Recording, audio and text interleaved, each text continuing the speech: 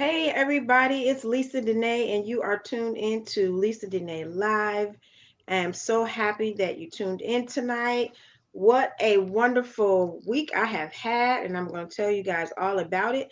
But before I do that, I want to say hello to everyone and just thank you so much for all of your support in the last few weeks of Stunner Radio. We have been really, enjoying everybody's feedback on everything that we're doing. And I'm telling you, we got some major announcements coming up. So stay tuned for that. But I want to make sure that I thank you all for your support of Stunner Radio and everything that we are doing.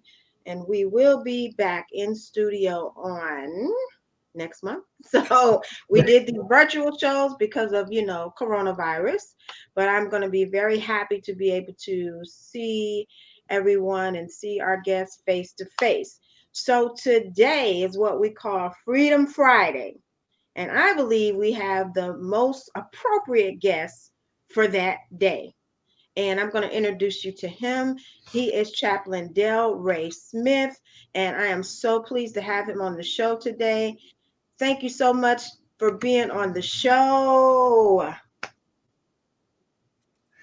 It is a pleasure and it's an honor. And I want to thank you so much, Lisa, for having me on this show. Uh, from the gutter to where I'm at today. And I'm grateful and I'm honored. Thank you so much. No problem. When I heard some of your story when we met briefly via Messenger, shout out to Tiffany Etienne, and I always mess up her last name, but she knows that I love her, so it's okay. For making the introduction. So when I heard a little bit about your story, I had to have you on the show, because these are the type of stories that we want to get out there. People need to know, like you said, from the gutter to where you are now. People need to know that where you start is not where you have to end up. And the obstacles and the trauma that you face in life can be overcome. So Yes. that's why I said for the title of this show, for the topic, we're going to talk about overcoming trauma to serve your community, because that is what you do. And so I want to give you the opportunity to tell everyone who you are and what you do. Well, I am Chaplain Dale Ray. Imagine that with that title. But my journey really began in the streets of San Francisco, Hmm. smoking crack and alcohol for over 20 years. Wow. And through the grace of God, I've been clean 20 years today. And I think there comes a time in your life where you have to really make some serious decisions. And you could do this. It takes Hmm. willpower, it takes determination, and of course, the higher power. And it takes some angels, some friends that come along that really inspired and helped me to get to where I'm at today. They showed me how to pick myself up by the bootstraps, uh, from coming from incarceration, homelessness, and a serious drug issue. I want to talk to you a little bit about your addiction. So, becoming addicted to drugs, what do you think led you to substance abuse? Well, I would attribute that number one is leaving San Francisco and going to Honolulu, Hawaii, Hmm. and cleaning carpet. I had my own business over there. Uh, I stayed at a little rinky-dink hotel on Waikiki, and I remember that I had hired. I got to sneeze. God bless you. Bless you. Thank you. I had hired two Hawaiian guys over there, and started cleaning carpet, cleaned Wilt Chamberlain's house, Jack Lord, who played on Hawaii Five O. I started being really successful cleaning all the carpet in the hotels, all on in Waikiki. And I did something stupid, I guess. I let them go and I hired my five biological brothers. Hmm. And while I was traveling, at 18 years old. I left them over there. I trained all five of them. And when I come back, I found out that a lot of stealing was going on in the hotels, and the owner of the hotels blamed me. I was blackballed out of Hawaii. I Mm. had a home. I was going to buy a home at 18 years old in Pearl City, Honolulu, Hawaii, and I left. I left a broken young man. Left all my brothers over there. Came back to San Francisco, and just immediately got on drugs. I felt like a failure. Mm. Went straight to the red light district, and I stayed out there over 20 some odd years. Wow. Medicating myself, and cried every day. And I didn't want to get up. I didn't want to come out that alley. That's how much the pain was. I felt betrayed by my family. Mm-hmm. Yeah, And so the betrayal and what you saw as a failure of your business is what really led you to substance abuse. yes. So do you feel like you started immediately with crack, or did you use like gateway drugs? Did you start with something, you know, like weed, and then you worked your way up to that? I started taking what they call in them days red devils Hmm. pills. Okay. Uh, yeah, I know a lot of people don't heard of that. And from there, it was alcohol. Hmm. But before they back up a little bit, I remember drinking alcohol um, at home at 10 years old, seeing my mom and dad fighting all the time. And when they went to bed drunk, I would sneak in there and grab the 100 proof called 10 High whiskey. That's when Wow. the addiction started. And not only that, I was in a lot of pain in the house too. That's why I left the Hawaii. In the house, very dysfunctional. Mom and dad fighting all the time. And she shot him. Oh Uh, wow. yeah, she didn't kill him, but she shot him in the leg 3 times. I remember Mm. every Friday on clockwork that he would come in there, get drunk, and somehow they end up in the bedroom, and he would strip her butt naked and whoop her with a extension cord. Mm. I became very angry, and I remember telling him one day, I say, you know what? When I get big, I'm going to kill you. I was Wow. that angry, and one night he beat my mom, and he came out of the bedroom, and I remember hit him right in the head with a hammer. Yeah, at 10 years old, I hit him with a hammer, and Wow. he fell on top of me, bloody, and I pushed him off of me, and I headed to the front door to go call the police. And he was right behind me, and he pushed my head into the door and knocked me out. I actually hated him for a long time. I had to learn to, when he passed away, when mom passed away, I had to learn to forgive. That was Yeah. something that I carried with me a long, long time.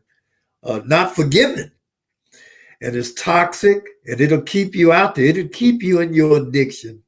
And I became so angry that I began to take it out on police, fighting police, shooting at police. And today, a lot of them are my best friends, and call me the poster boy in San Francisco. Well, But I think that a lot of times Black people experience some extreme trauma as children. Like you said, as 10 years old, that's very young to have experienced something so traumatic. And a lot of times we don't get counseling, we don't get people to help us through that type of trauma. And like you said, we begin to self medicate. For some people, it's yeah, substances, for some people, it's food, for some people, it's sex. But we yeah, all, anybody who've experienced that type of trauma know that you do what you do to make it and to survive. And sometimes it's self yeah, medicating. yeah. So began on that journey of self medicating at 18, and you said you were there for 20 years.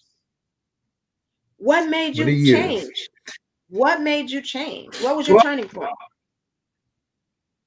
well, sleeping in that alley on a cardboard box with a blanket and smoking crack every day, 24/7, and drinking alcohol.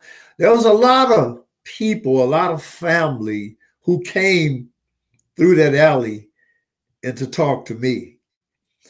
I didn't listen. I told them to leave me alone. That was self-pity. Leave me alone. I want the sky to be my roof. I'm sleeping out here. I don't want to be bothered. I like it out here. And one day, there was a police officer who came to that alley right there. He was doing some patrol. He came there and he saw me. And he began to talk to me. And he said, you know what, Del Ray? You're a good person, man. And yeah, I thought he was gay. But he'd come, yeah, but he'd come. He said, you're a good person, man. You got a lot to offer. And he left and he'd come back the next day, him and his partner. And he'd tell me the same thing. He'd say, you know Wow. what, man? You're something else, man. He said, hold on for a minute. He went in his trunk police car and he got me a blanket. He gave me some food. Mm. He gave me a pair of boots because I didn't have no shoes on. Somebody had stole my shoes while I was sleeping out there. Wow. He began to come every day and to talk to me and say, you could do this, man. Wow. You could get up, man. You could get up, man. Get up, man, and be counted for.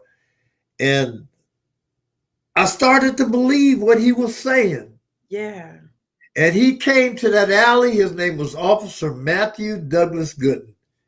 And people could look on a tribute that I gave to him. Just go to YouTube and type in Officer Matthew Douglas Gooden.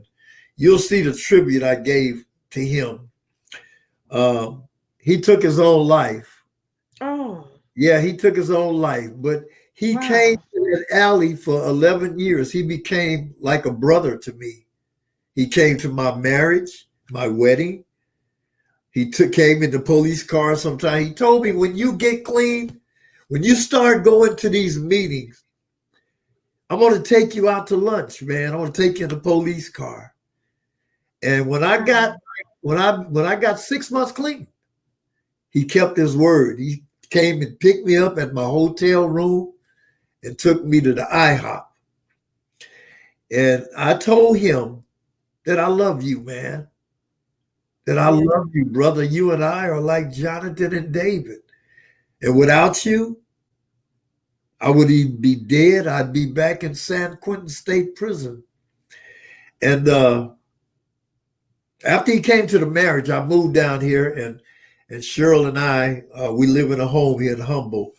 And one night, his boss called me, the commander of the San Francisco Police Department, and told me, he said, Del Ray, Matt killed himself. Mm.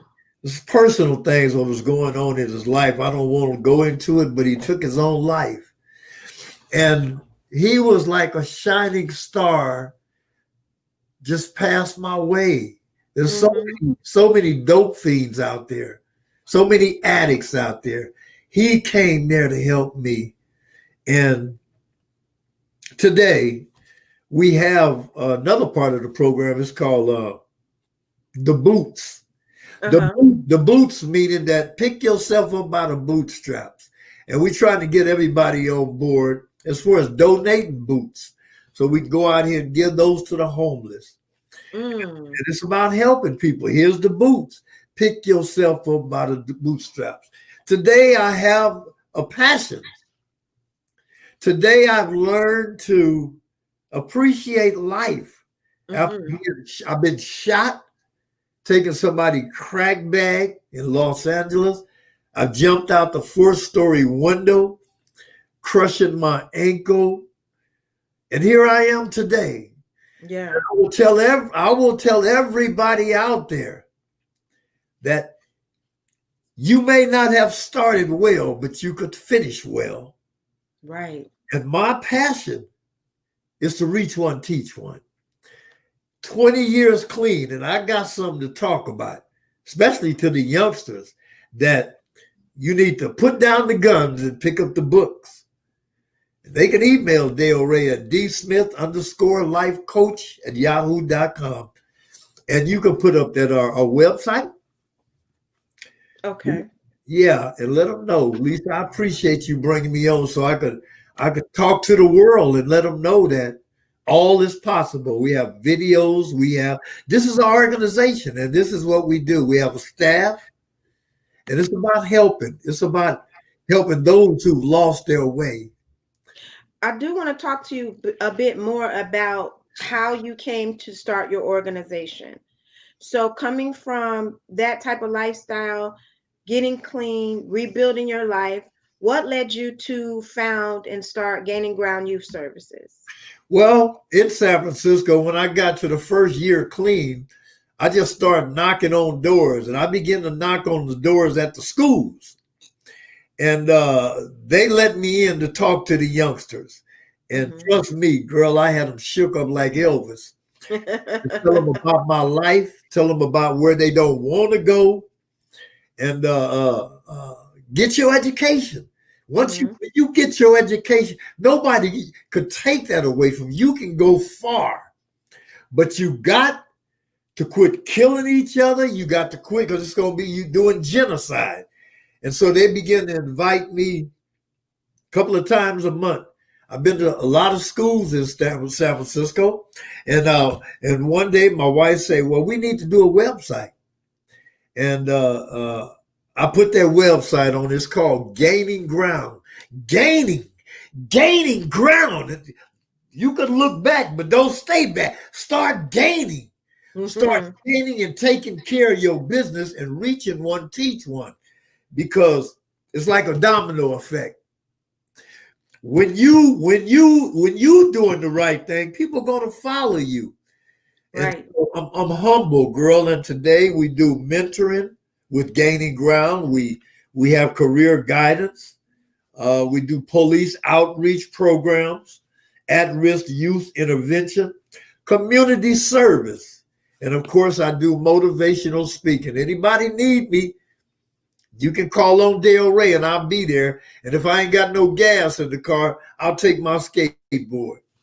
I'm By on the any way. means necessary. Yeah, Well, yeah. I want you to talk a little bit about the how you felt in those moments of despair, because I'm sure that some people are in those moments right now and they're self-medicating and they're feeling like this is just it. This is just the way my life is and it may never change.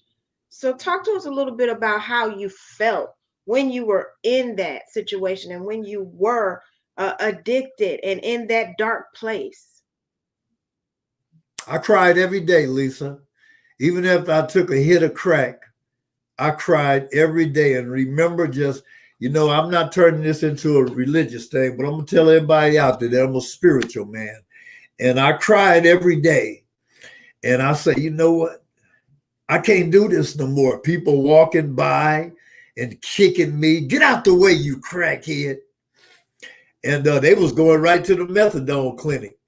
But when you reach that moment of despair, it's two ways you can go. Continue to go down, or you could shake the dust off your feet, off your boots, and get up and start moving in the positive. Mm-hmm. You got to start moving in the positive. And you know what? God has given all of us that willpower and determination. You got to want it bad enough. You have to want it more. It's got to be priority. Right. You can't play with recovery because I'm going to tell you right now, Lisa, that my daughter died in my arms. Oh, wow. She died in my arms from drugs and alcohol.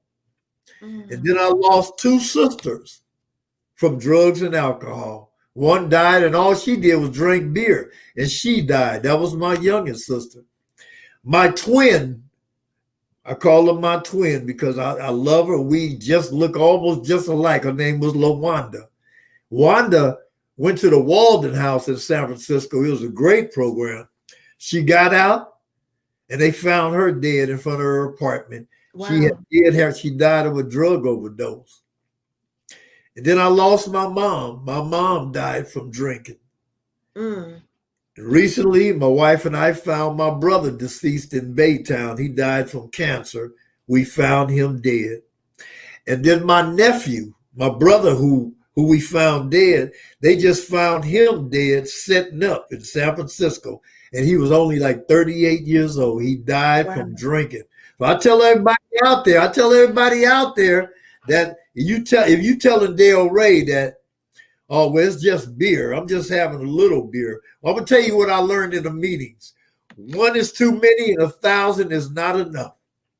Mm. And alcohol is a drug, period.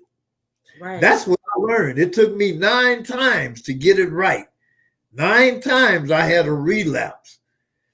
I'm telling you, if I tried to have just a small taste of beer, and from there it went to alcohol. From there I bought a pipe. From there I went to crack, and I didn't see daylight for 20 years. You got to want it. That's all I can say. Right. Want it enough.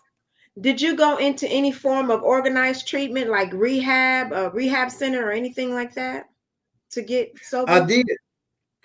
I did. But you know what though, Lisa? The programs are not for everybody. What's right for me might not be right for you. So I Mm-hmm. tried 9 of those different programs, and none of them worked for me. So what did work for me was going to meetings where I was able to talk to guys and say, hey, when they welcome me at the door, this guy, I talked to him, man, well, how did you get 10 years?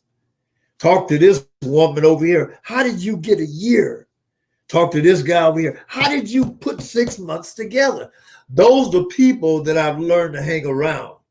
Mm-hmm. Those who I learned to hang around. Then I was able to get out of that alley, and I started sleeping at the beach. I got away from that environment. Sometimes we have to do a relocation, a geographic change. And Right. I stayed down at that beach for a year. When I was ready, I came back down. I was full of fire. I was ready to talk to people and tell them, you could do this. Let's get together. Let's do this. I'm going to stand with you.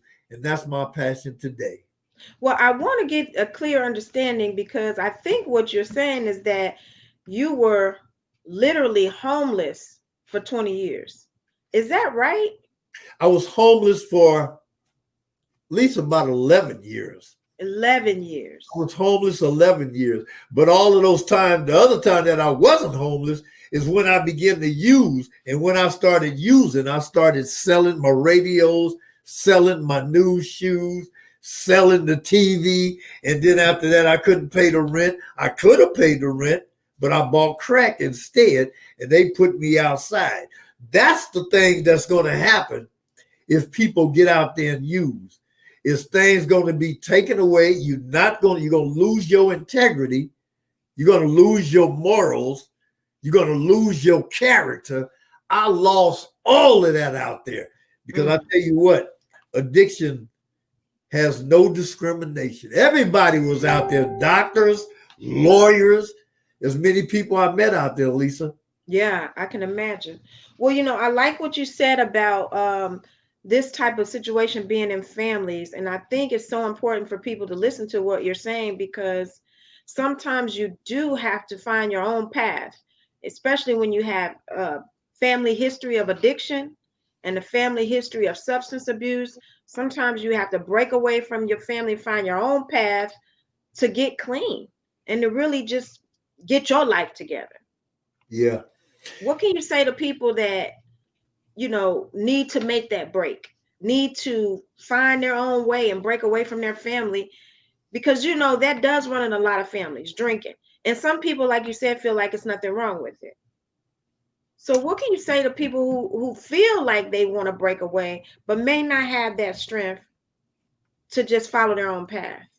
Well, that's what I'm talking about right there as far as willpower and determination. And if you know that you're in the home where addiction is, you can't stay there. You Yeah. got to go somewhere. And I'm going to tell you this right now. Everybody listening, you can't do it by yourself.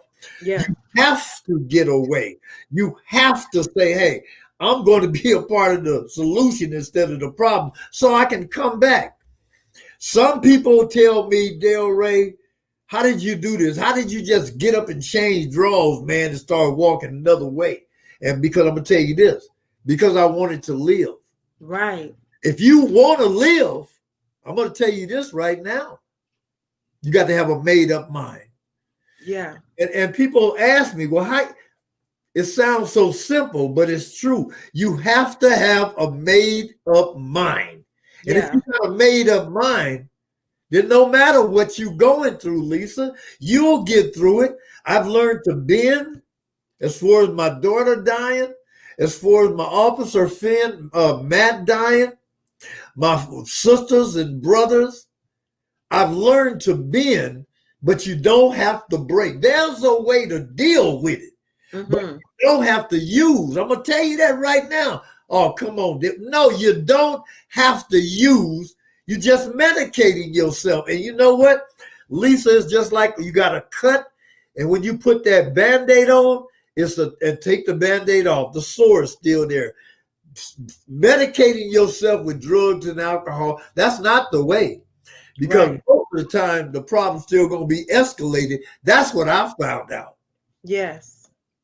Well, you've experienced a lot of trauma. You've experienced a lot of death in your life of loved ones and people close to you. And you still serve your community through gaining ground youth services, through being a chaplain. How can you encourage other people to not just wallow in, because that's hard. Losing loved ones is hard. It's very difficult, and you've experienced, seen, it sounds like, one loss after another. And so how do you find the strength to channel that grief into something productive? You cry, you cry, you grieve. And because grief, we know, comes in different stages. Even though my daughter passed away in 2009, I still cry. Yeah. I can ride in my car and even smell my mom's perfume. You Yeah. cry, but you get up. And you know what? Here's what I do. I'm out there helping people. I channel that right there. I'm channeling it. All what I felt, all the grief I felt, I'm channeling it to help somebody else, especially the young youth. I tell them, this is not the way. Mm-hmm. Like I'm talking to a youngster, and he lived in Laporte. My wife and I invited him in the home. He stayed in our home for 120 days. His mom put it up. And you know what, though? He said, I'm ready to go. I say, here's what we're going to do. Here's what we're going to do. This is like boot camp. He began to call me dad. He began to call my wife mom. Yet when he left, he still went out there and did drugs and died. Oh, wow. I'm talking to another youngster the other day at his home with mom.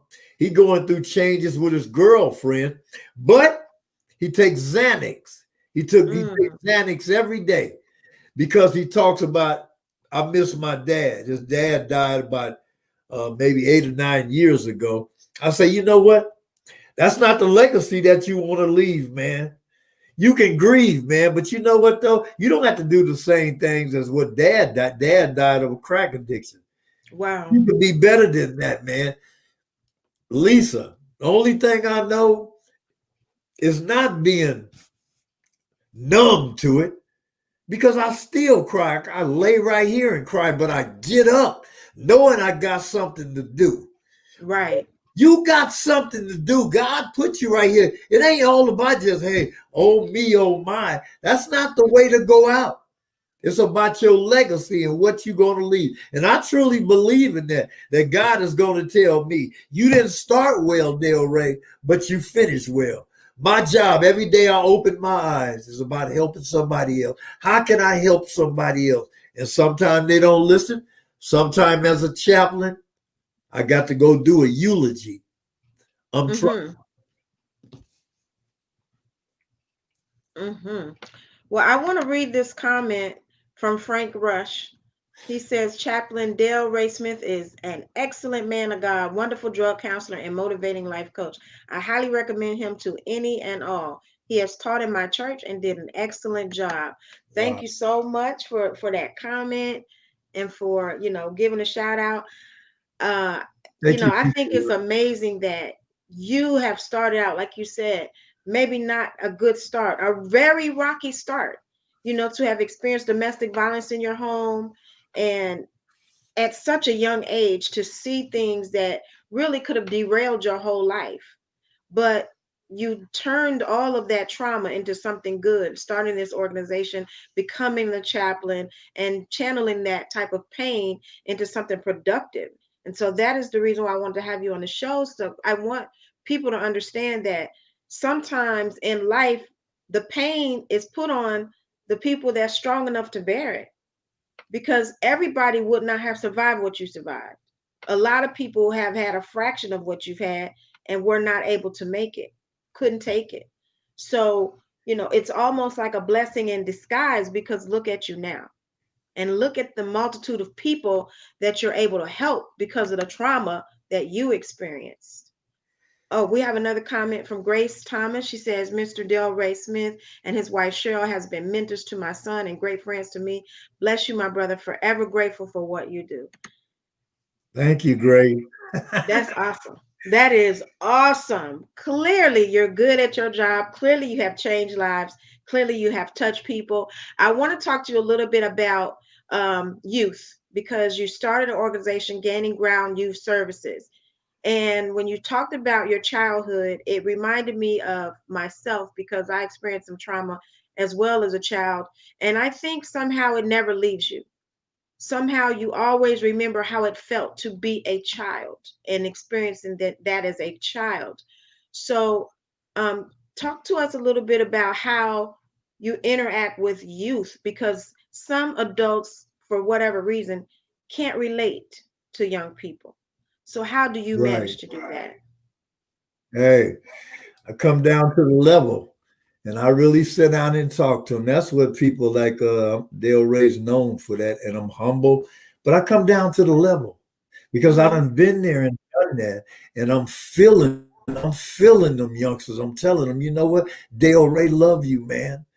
Even if your mom and dad is out there hoeing around, whatever they doing, you are somebody. Yes. You are somebody. And you know what? Love thyself. Show them, mainly show yourself that you could dig yourself out of this madness right here and come back and help somebody else. You don't have to, just because mom and dad or somebody in your family that you really look up to, that they're out here doing this and they doing that, and you're hurting because you have no leadership or you have no life coach and no mentor. I tell you what, do the self affirmation. Look yourself in the mirror and say, I am somebody. And here Yes. I am right here. I'm going to tell you right now. I'm going to let everybody know I got 3 sons right now in Huntsville State Prison. Mm. And you know what? That's another track. And it hurts. It hurts me. One got 20 years just for evading arrest in Nacogdoches. And so if there's anybody out there that could help me with appeal, I want to mention that too. Okay. The other one, is yeah, I want y'all to holler at me if you know anything about how to do an appeal. He got wrongly convicted, and he's not an angel, but 20 years for evading arrest. The next one is Dion. Dion had a BB gun and pulled it on a man down in Lufkin, Texas, and he told the man, "Give me your money." A BB gun, they gave him 10 years. Mm. He been in there 7. And my baby son, who is K Hill, had everything going for him, having a job, having an apartment. Still, he chose to go out and drink. So one night, I think it was his sister down there, and the guy and my daughter was having a verbal confrontation. And so K Hill heard it from her on the phone. He goes over there to do some damage to the guy. He saw the police and ran. That's evading arrest. They just gave him 3 years in Huntsville State Prison. But you see what, my sister? To all them youngsters out there, I'm going to tell you right now, it ain't cool. It's not cool, man, to be in the prison or be in the jails with 40 or 50 men, starting right there at the county jail. I done been there 10 times in San Francisco, eating Wow. peanut eating peanut butter sandwiches. But right now, the COVID-19, and I cry every night for my children right now. And you know what? Yeah. I talk to them just like I'm talking to the youngsters right now. Please be a productive citizen in society, because you out there selling crack or whatever you're doing, you're not going to be on the lifestyles of the rich and famous. But not only that, you selling poison to the neighborhood. That's what I keep it real with the kids out there. You killing our neighborhood. Can you honestly go home and look in the mirror and say, I've made a decent living today? That's blood money. Right. So I could say that being peeled back and being a complete different person today from head to toe, where I'm able to say that I'm the neighborhood watch over here in Humble, Texas. If you're not doing the right thing, something gonna happen. And I done got rid of so many people on this street right here. Yeah, I'm serious about what I do. You can't sell gum, you can't sell none of that. We just play loud, we just play a little Mozart music. So I'm for right. It's about standing for right, like John Lewis said. Yes. I want to read another comment, another wonderful comment. This one is from Ryan Thomas Gooden. He said, Chaplain Del Rey saved my life. I was in a very dark place, and Del Rey showed me the light. He is like my father, and I owe my life to him. Now, let me tell you something. I have not seen these many, like this type of comments. Usually you get one or two, but you got so many people coming forward to say that you saved their life, you changed their life. And that's a blessing for one, but it's also a testament. And that's another reason why I wanted you to share your story to people to understand sometimes your life ain't even about you. Sometimes it's about the people that you were sent here on this earth to help. Yeah, Sometimes it's about them. And yeah, so all the years of you being out there and all the yeah, suffering that you faced, yeah, that's your degree. That's better than a yeah, college degree. That's your degree, and that is your training, and that's your expertise that have led you to be able to make this type of impact on people's lives. And it's amazing. It is amazing to hear these testimonies come well, I forward. believe, Lisa. You know, Lisa, yeah, Lisa, you know what? You hit it right on the head right there. And it's not about my life, because I'm here for that purpose. And Yes, you know, the Bible says that I'm not giving you no more that you can bear. So right. I've bared a lot. The police that took his own life, the one that just came on there and gave me the compliment, that's his son, Ryan. So Mm. Ryan, this is like Ryan called me a few months ago from California. I'm gonna share that, and he says, "I can't take it no more. I know that I found you, Mr. Del Rey, on the Facebook, and I'm about to take my life. I can't take it Mm. no more." So what we did was send for Ryan, and Ryan has stayed with my wife and I for 6 months. And Wow. he was going through some stuff about, you know, his dad, and he missed his father. And Ryan has been into several facilities, therapeutic places, and he's actually said it and said, none of them helped me. Mr. Del Rey, you're the closest thing to my daddy. And he started off not so good when he came here. He had a lot of anger. He had a lot of things what he was going through in his life. But I told him that's not going to get it.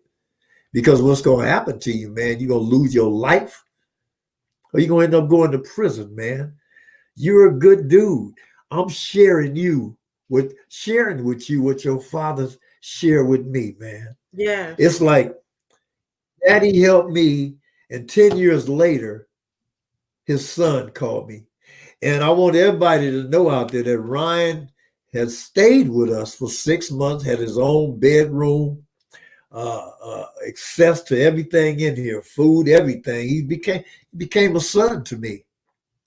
And we watched him grow in his life. He just dropped out of high school and never got his degree. And so today we have a team that's helped Ryan as far as GED. He done passed two of them. Now he got the math and science. And I'm so amazed as being a life coach and a mentor. And we rewarded Ryan where now he has his own apartment. That's awesome. Yeah, he has a job. He's productive. He's learning how to pay bills instead of taking from his mother and being rebellious out there, yelling and screaming. And I'm so proud of the work that we do. So I tell everybody out there, it's about reaching one, teaching one. And it's not no halfway job. Ryan and I have cried together. It's a serious thing with me Yeah. to watch him grow, to transform lives. And like you said, Lisa, it's not about me. And just like Bishop Rush said, I appreciate the compliment and I love him. Bishop Rush and I are like Jonathan and David. And he gave me access to his church to create a curriculum down there in the third ward where there's addicts right across the street. And we went over there. I was down there a couple of times a week. We went over there and like one person, two persons showed up within a year. But you know what? They wasn't ready. Yeah. And so there was one, he called me and said, Dale Ray, I want you to talk to somebody that you talk to and let them come in here. And I talked to her and now she has two jobs. I think she lives in Austin or something like that. She said, I want to thank you, Dale Ray. So you know what? You can't help everybody, but there's one out there that'll grab that anchor. And that's why I do what I do, Lisa. I give my life for that. That's what I'm put on earth for. No matter my daughter dying, my sisters and brothers, I'm here to pour myself out for somebody else. That's Well, it. That's it. yeah, and that's a that's a blessing and that's a wonderful thing to do. But what I learned is that sometimes you can't break the cycle in your own family. Sometimes your job is to break the cycle in other people's family to help save others, because a lot of times we see these cycles in our families and we want to save our people because we love our families and we want to save and break the cycle and not see it continue from generation to generation. But one thing I could say to anybody that's listening or watching is, follow the lead and the example of Chaplain Del Rey. Sometimes you cannot save your own family. Sometimes you can't break that cycle, but do what you can do. Once you get yourself and pull yourself up, pay it forward and save other people. I want to say to Ryan, I'm rooting for you. It's a wonderful thing that you have this connection, that you all have this connection. And I hope that you never take it for granted. I hope that if you're still tuned in, Ryan, I hope you never take what a wonderful situation you have right here. And, I cannot speak to your life because I didn't walk in your shoes. But what I can say is that I've never heard a story like this where your father came to Delray when he was, like he said, in the gutter every day to tell him, you are special, you better than this, you can get up from here. That was a move of God. I don't care what nobody say. That was a spiritual connection that was beyond both of their control. It was a move of God. And because of that, he's in your life too. So I want to say to Ryan, I'm praying for you. I'm rooting for you. And I know all the rest of the listeners are. Keep your head up and stay strong because you have a special experience and a special bond in your life that a lot of people don't get to experience. So I hope that you know how special and wonderful it is and never take it for granted. Just keep pushing.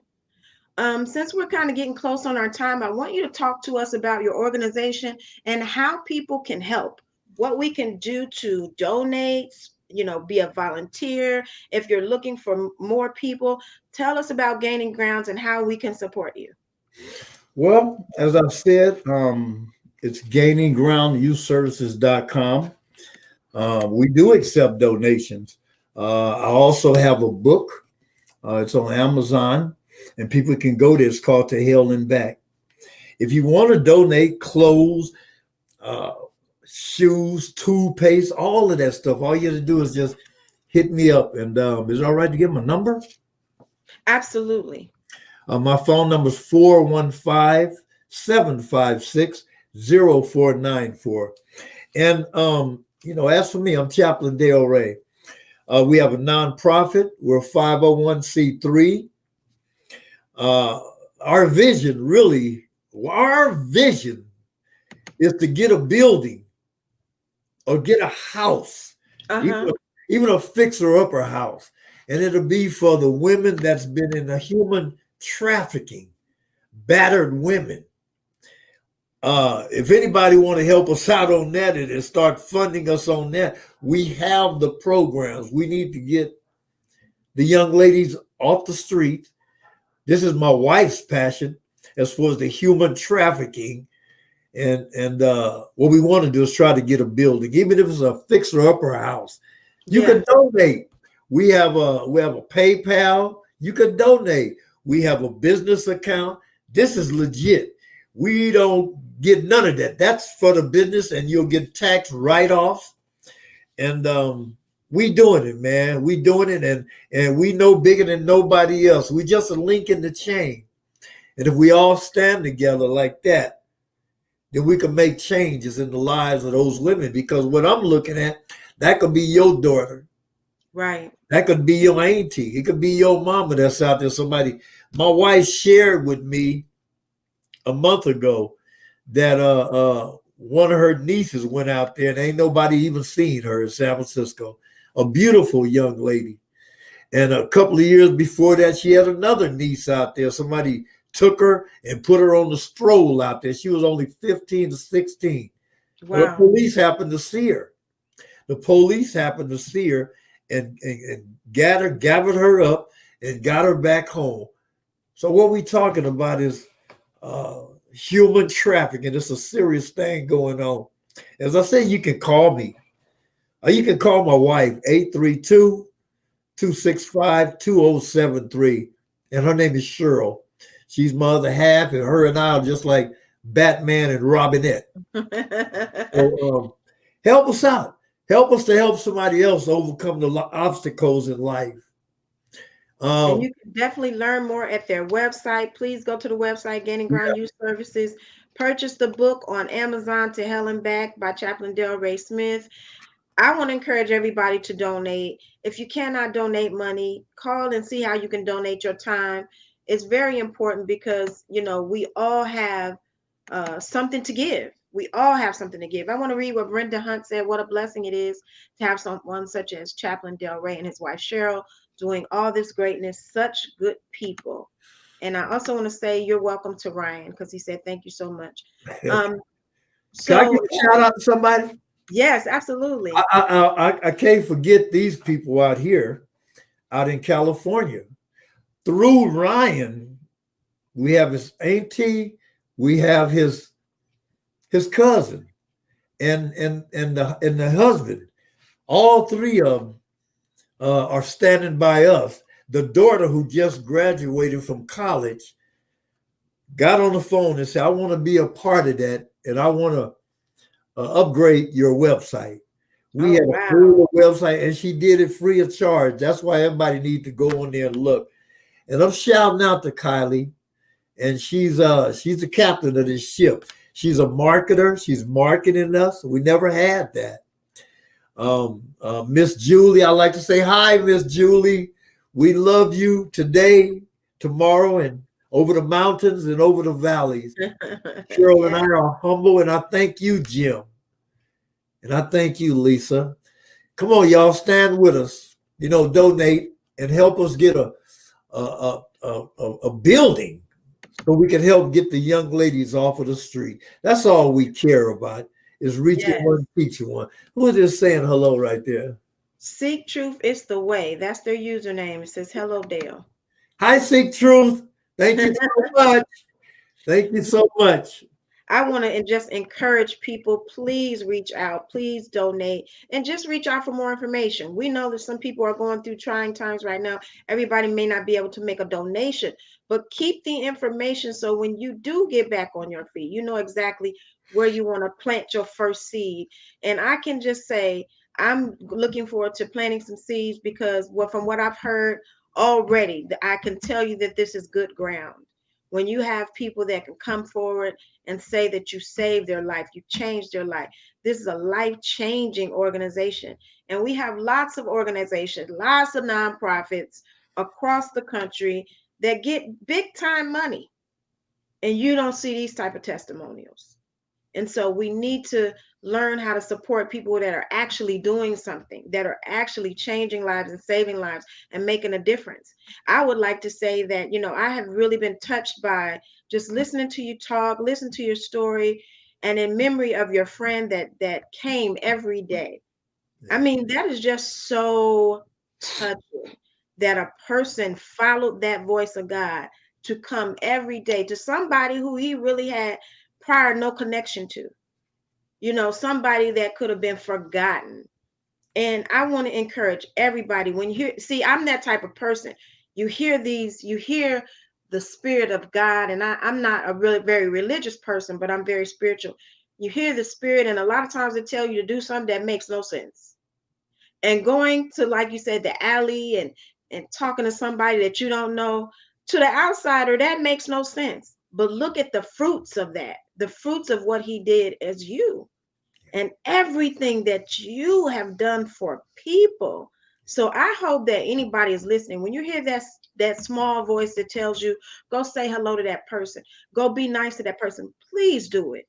Yeah. You don't know who you're blessing. You don't know who you may be in the presence of, because this particular individual, although he is not any no longer with us, his work is. Yeah. And what more can you ask for Yeah.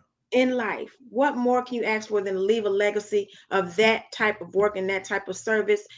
I want to thank you for being on the show. It's amazing that sometimes people don't know there's royalty in the gutter. There is jewels, gems, and diamonds in the alleyways and out on the street.